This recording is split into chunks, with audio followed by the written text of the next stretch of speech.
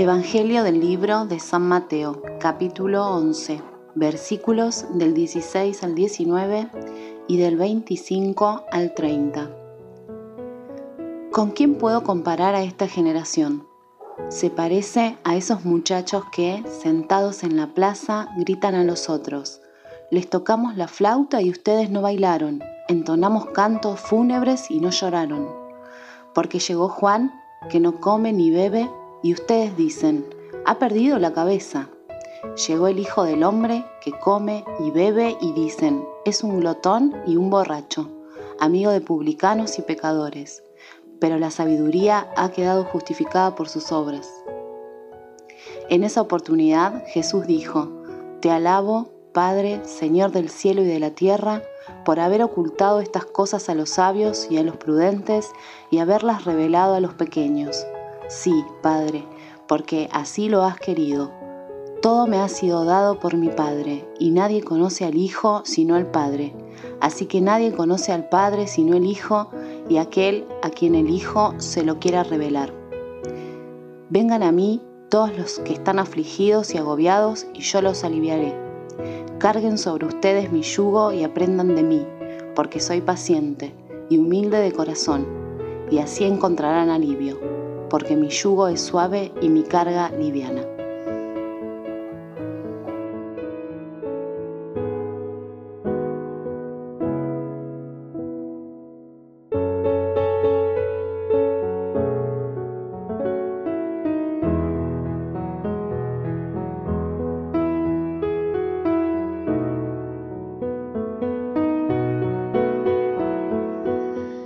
Gracia y paz a ustedes. Hoy leemos una porción del Evangelio según San Mateo, que es la continuación de las lecturas de los domingos pasados, según el leccionario ecuménico.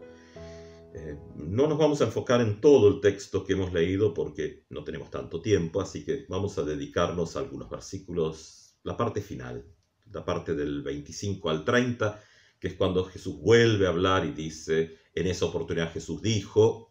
Desde ahí vamos a enfocar entonces nuestra reflexión. Es necesario, sí, que dediquemos un momento a repasar los temas, por lo menos los temas grandes, que se han venido desarrollando en los últimos domingos, especialmente el capítulo 10, que está relacionado con el envío de los apóstoles, y posiblemente estamos leyendo un texto que tiene varias capas de sentido seguro, y posiblemente capas temporales también, porque pensemos que este texto es un texto que surge como texto escrito luego de toda una experiencia de la comunidad del primer siglo. Tengamos en cuenta que Mateo, Lucas y más aún Juan, ¿no?, escriben luego del año 70, que fue el año de la destrucción del templo de Jerusalén, y esto ha sido un gran sacudón para todo el modelo religioso de la época. Entonces, nosotros leemos un texto donde la comunidad recuerda palabras de Jesús, pero al redactarlas también las está colocando dentro de sus propias experiencias. Y particularmente Mateo, que escribe dentro de un entorno judeocristiano muy fuerte. Entonces, no tenemos que caer en una lectura simplista, ¿no?, como a veces podríamos en este texto, de hablar, bueno, los de adentro, los de afuera, o los buenos y los malos, sino que tal vez es un poquito más complejo esto. Yugo, carga, acá como imagen, tiene que ver con algo que también, especialmente para la gente más urbana, está lejos de nosotros. El yugo era esa madera ancha que se ponía sobre los bueyes, y al arar o usarlos para arrastrar carga, lo que el yugo hacía era regular de que la tensión que generaba el tirar fuese pareja. O sea, era un regulador de carga en cuanto a lo que se arrastraba para los bueyes. Bueno, en realidad para el dueño de los bueyes. Los bueyes, bueno, lo sufrían. Y era un pedazo de madera importante, ¿no? Entonces, esta imagen de yugo aparece dentro de la tradición como una relación con la ley de Dios. ¿Por qué? Por lo regulador de la comunidad. O sea, la imagen no es una imagen negativa. Jesús sí le va a dar una vuelta de tuerca y entonces a nosotros nos queda una imagen negativa, pero claro, porque ya pasa por un proceso de interpretación. Y en esta partecita que hemos leído de nuestro texto, la parte final, Jesús se refiere a que el yugo que él trae es fácil y ligero. Y se relaciona con Jesús mismo.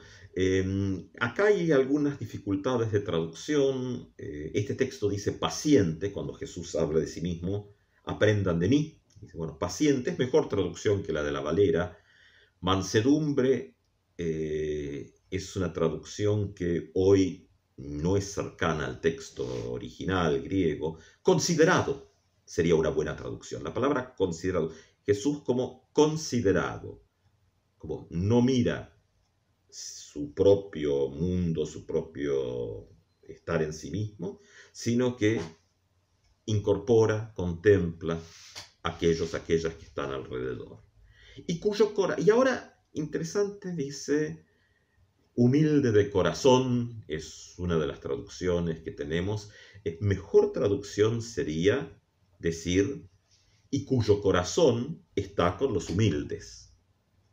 Claro, nosotros tenemos que hacer acá un poco de esfuerzo de despegarnos de siglos de leer el texto como lo enseñan aquellos que quieren mantener la dominación y por tanto proyectan una imagen de un Jesús mansito, obediente, pusilánime, como señala José David Rodríguez Padre, el profesor allá en los años 60 en una reflexión.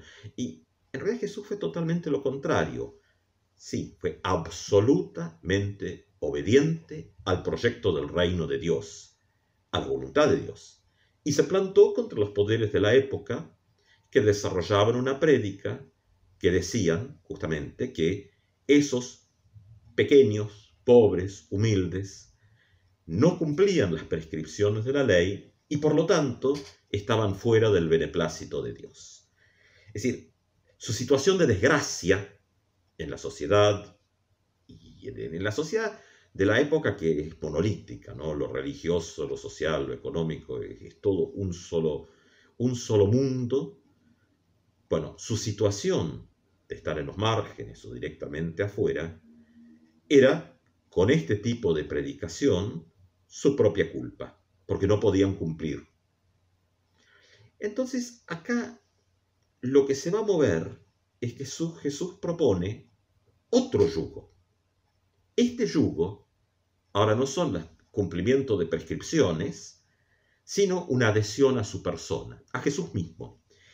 El que es considerado y tiene su corazón junto a los humildes, o a los y las humillados, humilladas, también se podría traducir así, un Jesús que alaba a Dios porque estas cosas las ha revelado a los pequeños y pequeñas. La salvación entonces ahora se ha movido, no va a depender del cumplimiento de prescripciones, tarea de expertos, porque ¿quién tiene el detalle más mínimo? Y los expertos, los altos teólogos, o aquellos que ocupan lugares de poder y pueden decidir qué es lo que está en la lista. Y entonces esto se va a mover y lo que podríamos formularlo, tal vez siguiendo el pensamiento de San Pablo, ¿no? De que justamente, tradición de las misiones protestantes, ¿no? Somos justificados por la gracia de Dios en la fe de Jesucristo, sin las obras de la ley. Es decir, los preceptos morales son culturales, no son para la salvación. Y no se puede mezclar una cosa con la otra. Es decir, ¿cómo quisiéramos de alguna manera traducir esto a nuestro contexto más actual, a nuestra vida, ¿no? Es decir, ¿cómo actuamos, cómo pensamos, cómo hablamos, como iglesias, ¿no? Ante los y junto con los y las demás? Muchas veces parece que la justificación que se da en esa relación con Jesucristo está, pero inmediatamente aparecen una serie de reglas morales que se le aplican. Es decir, si no se cumple con esto, entonces como que la salvación estuviese en juego por las reglas morales. O se puede arrancar por el otro lado y decir, bueno, estas son las reglas morales que habilitan a la salvación. Bueno, ambas formas son incorrectas, siguiendo el planteo de Jesús, cuyo yugo es un yugo liviano, y que San Pablo ha señalado que justamente si de algo nos ha liberado Jesucristo, es de la virtud. No son los virtuosos los que irán al cielo, sino la relación de gracia que recibimos de Dios por medio de la fe. Que eso después genere formas de vida para con la consideración al prójimo, es una consecuencia, pero no es una regla moral que habilita o no a la salvación. Claro, esto era terrible porque de pronto todo un sistema se viene abajo. Es decir, todo el sistema que ha sacralizado la moralidad se cae. Y ahí es donde, como decía al comienzo, en la reflexión, pensando un poco, esto entonces no es tanto del adentro y del afuera, porque mucho fariseísmo está dentro de las propias comunidades cristianas. Es decir, que posiblemente es parte de la problemática del primer siglo. Es como si dijéramos, usted hoy es salvo por la fe, pero debe hacer lo que nosotros le decimos, para que eso sea eficaz. El yugo que trae Jesús es completamente inverso a esto. Somos salvos por la gracia, una acción que Dios asume, una carga que Dios mismo asume en Cristo y que nos hace dignos, utilizando una palabra que está en el capítulo 10. Tengamos en cuenta que dignos en estos textos no es una cuestión moral, sino que tiene que ver con la palabra griega que se usa tiene que ver con la balanza de dos platos y la vara que los une. Cuando eso está en equilibrio, hay dignidad. Es muy distinto. Entonces, cuando ponemos algo en un plato, tiene que haber algo del otro lado que lo balancea. Y bueno, justamente en el plato que estamos, Dios mismo, en Cristo, se coloca en el otro plato y lo balancea. Y esto nos hace acceder a la dignidad. Es decir, pero claro, para que esto se dé, sí es necesario soltar. Hay que soltar toda esa teología de los fariseos, de la justificación por la moralina. O sea, si no, nos vamos para abajo con todo ese peso. Es decir, no es lo que debemos hacer, sino de lo que en esa relación con Cristo canjeamos y debemos soltar y desprendernos. La línea divisoria acá ha cambiado. Y eso es la buena noticia. La carga liviana nos libera para trabajar por el bienestar de los y las demás en este mundo. Es decir, esta relación que se construye a partir de la mirada que trae el mismo Jesucristo. Amar a Dios con todo el corazón, con toda la mente, con todas las fuerzas, y la prójimo, no sé si se dice prójima, pero ¿por qué no pensarlo? Al otro, a la otra, como a uno mismo. Una nueva relación que nos ubica en fe para con Dios y en una aceptación mutua sin condicionamientos morales. Para la salvación. Entre los seres humanos, entonces, no puede haber, en el ámbito cristiano, discriminación, exclusión alguna, porque si la hay, estamos llevando en nuestras vidas cristianas el yugo equivocado. Para la comunidad creyente vale todo aquello que está fundado en la fe y en el amor, es decir, en Cristo mismo. Que el Señor nos bendiga, nos guarde en este día, en los días subsiguientes, y nos conceda seguir reflexionando en su palabra y tener la libertad que la palabra trae para soltar los yugos que nos atosigan y aceptar la carga liviana de la libertad de Cristo Jesús. Que así sea. Amén.